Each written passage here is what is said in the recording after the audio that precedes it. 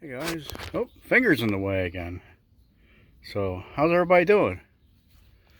I'm doing all right. Mom's still in Mom's in the rehab hospital now. Thanks for all the prayers. She's recovering. They're trying to get her walking again, and she said she walked about 60 feet today, which is really good.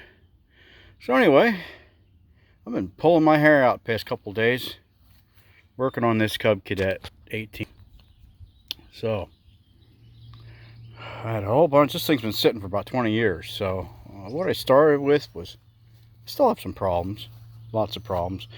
The ignition switch was missing when I bought it. I bought an ignition switch from Tractor Supply for MTDs. I'm not sure if it's the right thing or not, but I can't get it to crank with the key. And some of the safeties were bypassed. I redid those connections because they were corroded. This PTO switch fell apart in my hand, so I ordered a new one of those. So anyway, I didn't have any spark. You know, I knew, I was watching YouTube videos, and I learned that if you unplug the coil power, you know, the kill wire for the coil, that it should have spark no matter what. And there was no spark. So I had to go through all this just to get to the coil. I had to pull the engine, I had to undo the drive shaft, undo the wiring, take the front of the tractor off. So yeah, I got to that.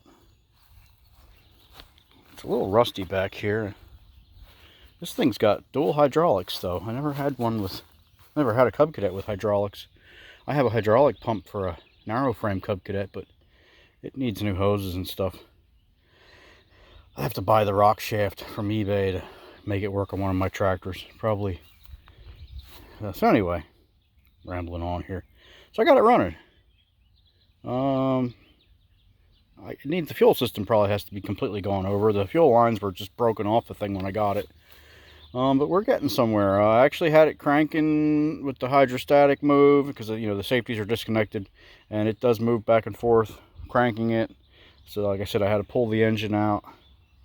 Here's the old coil. I guess I could have cleaned this, but it looks like it's growing thick in the middle there. And you can see where it's got rust in between the things. And yeah, I didn't know. I figured, well, I have it apart, might as well just replace the coil. But I didn't know if the wires were chewed. Because this thing's full of nests. I still got to blow it out, pressure treat all that. A lot of gunk in there. But yeah, that's there. There's that. Now I just got to figure out, get the carburetor apart and clean that up. But yeah, she won't crank with the key. I got some tires for this thing if I can get it going. Some ATV tires. I'll put some bigger tires in the front. Get another seat for it. I probably can use the fender off of, let me see here. That's a wide frame fender. Is it the same as a narrow frame fender? Looks like it. These are probably cheap if I wanted to find a really nice one anyway. Buy another tractor. That's what usually happens to me. Look for parts, find another tractor. So anyway, where's my carb cleaner? I already had some 2-cycle mix and 2-cycle oil down this thing, and put some motor oil down the carb. So I can't get it running for long because it doesn't have any fuel system. Probably completely clogged up. There's the fuel line where it's just, ew. Here we go. Oops, that's line everywhere. So there you go, it runs. Let me get my stuff here before something fell here. I got sockets here. Oh, there's my socket that fell down. Oh, great. Snap-on socket. Oh, there you go. Easy. Wonder how many tools my grass ate over the years. So there. Yeah, there's the old PTO switch. This thing's been outside for probably 20 years. That thing's all nasty. I wasn't getting good continuity, so I just bought a new one. I think it was like 19 bucks. So yeah, there we go. Let's see if we can get it going again.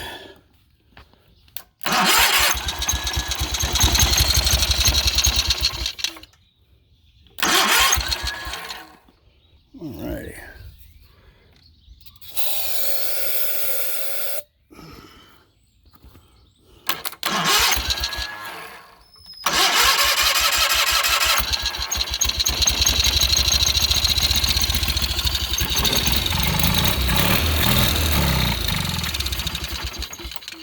Hey, it runs. Woohoo. Let's try that again. Yeah, I have the throttle cable disconnected to get the engine out. That probably...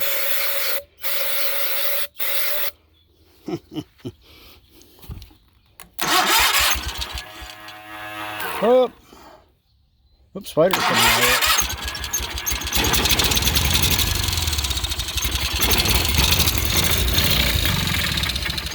it. It runs. Sounds healthy. Alrighty. So, next video I'll have the fuel system fixed up, and then we can clean this thing up and put the engine back in. Gotta find a dash for it. Dash is messed up. There. All these parts. Wow. I don't always get myself into here. I had to disconnect the headlight wiring, starter wiring. Not too bad though, just ridiculously heavy. So yeah, work on the carburetor now. Get that off and cleaned up. And alrighty, we'll talk to you later, guys. Take care. God bless.